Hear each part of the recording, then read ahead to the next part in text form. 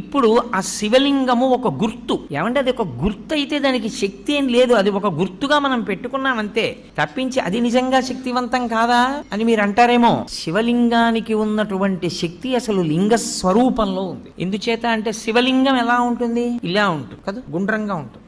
ఇప్పుడు ఇలా గుండ్రంగా ఉంది అని నేను అన్నాను అనుకోండి, శివలింగం ఇంత ఉంది, ఇంతదైతే అప్పుడు అందులోకి పట్టేవి ఇంకొంచెం పెరిగాయా? ఈ గది అంతా అన్నాను అనుకోండి, అప్పుడు ఈ గదిలో అన్ని అందులోకి పట్టేశాయా? ఆంధ్రదేశం అంతా అని తిప్పాను అనుకోండి, ఆంధ్రదేశం అంతా అందులో ఉందా?